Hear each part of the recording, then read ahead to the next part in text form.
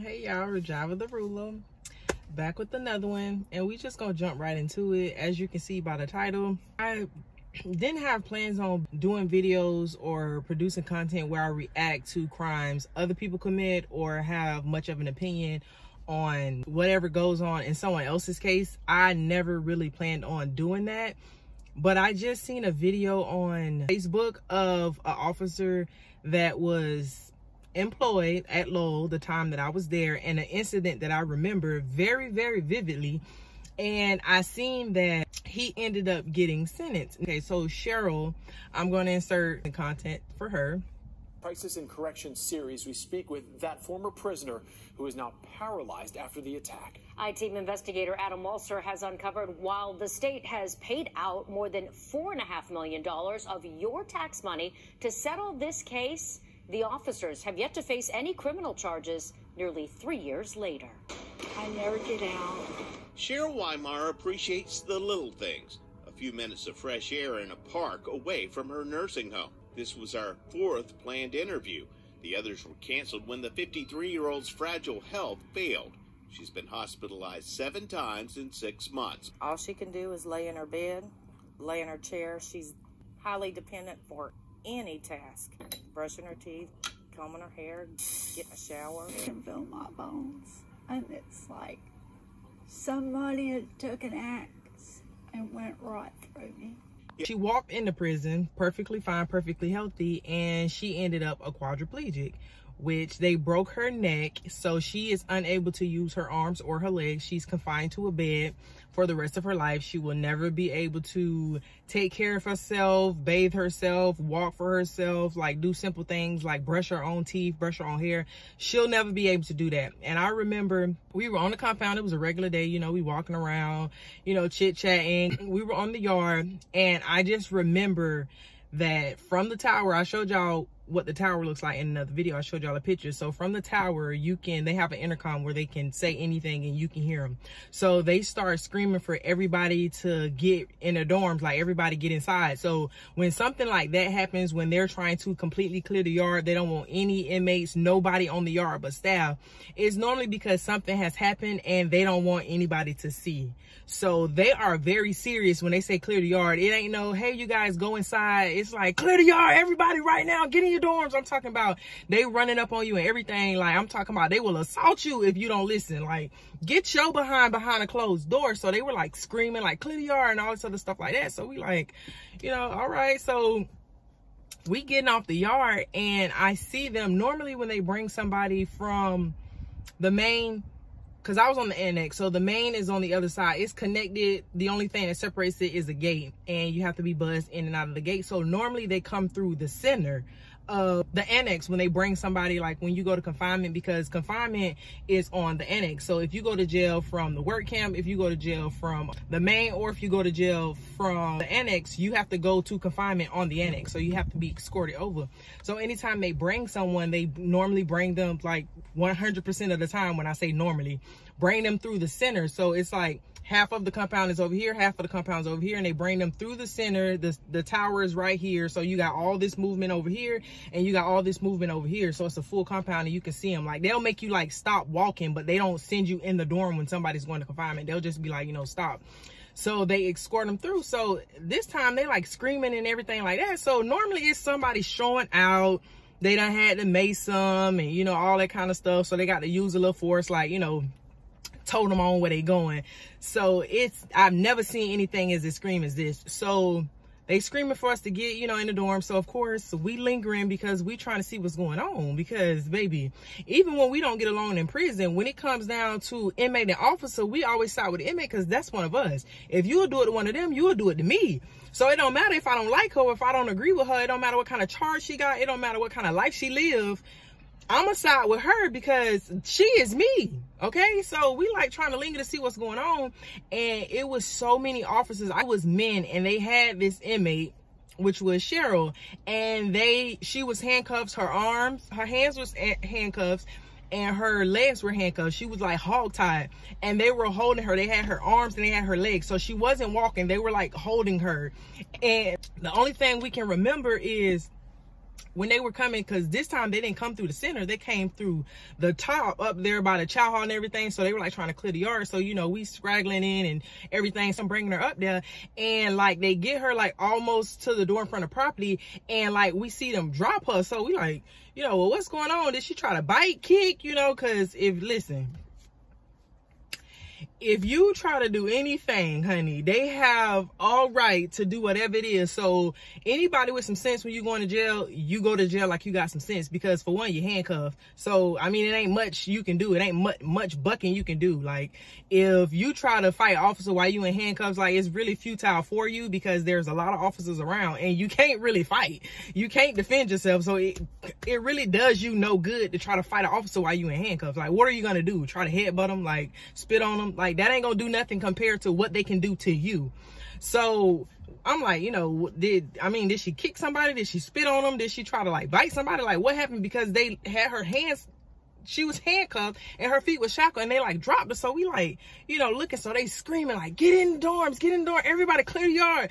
So we like, you know, okay, let's get inside. And like, as they're bringing her down the walkway, the blacktop, the whatever you want to call it, they're bringing her down, like you can see her head was like hanging. So it didn't look right, because, you know, even if somebody's holding you, like, your neck is gonna be like, you know what I'm saying, it might be slouched a little bit, or slouched to the side, because it's getting like irritating, so you like hanging it. But her neck was like hanging, so everybody looking like, why is her neck like that? So now we screaming and everything, but you had inmates screaming like, what's wrong? Like, what's going on? Like, why is her neck hanging like that? Like, what is y'all doing to her? Like, and all this other stuff like that. So they ended up escorting her. That was like, we didn't really hear too much about it. After then, she went to confinement and on with, you know, as it goes. But come to find out, she ended up, in fact, they broke her neck. I mean, there's so many stories as to what happened, you know, to the girl neck and all of that. But one thing's for sure, I doubt she broke her own neck. You know what I'm saying? And the officers that were involved, none of them ended up, no charges was pressed against any of these officers. I believe she ended up getting out early. Don't quote me on it, not too much early. And it wasn't because they felt sorry or anything like that. But rumor had it that she was let out early because her hospital bills were more than they wanted to pay. So she was costing them more than they were making for her. So she ended up going home. Now, don't quote me on that, but she did end up going home sooner. And she is in a bed, and I know they she settled out. I don't know how much, I ain't counting that lady pockets, but I know she did get a settlement from them. No charges were pressed. But what we gonna get into is, so one of the main officers who, you know, supposedly allegedly did this to her, it's hard for me, because I don't know. I want to rejoice because justice is served, but on the backhand, it's like I feel bad because I know what he's gonna have to go through in prison. Like, he was an officer, but now he's a convicted felon. So it's like he's kind of, we're all in the same boat, you know. So it's like justice is served, but it's like, Lord have mercy. So I really don't know how to feel about it. But charges have been pressed on him. And it's not even because of what happened to Cheryl, but because of molestation charges of a minor, I believe like 12 years old. 34-year-old Keith Turner is in the Marion County Jail charged with sexual battery, lewd and lascivious molestation, and exhibition. In one case, he's charged with lewd and lascivious molestation. In a second one, it is incredibly disturbing. Last night, we took Keith Turner into custody on 2 different cases, one of which being sexual assault on a juvenile. The first alleged victim wrote in a letter disclosing what she says happened. She told investigators the sexual abuse started when she was about 6 years old and continued until she was about 16 years old. During the course of the investigation, detectives found out there could be a second juvenile victim.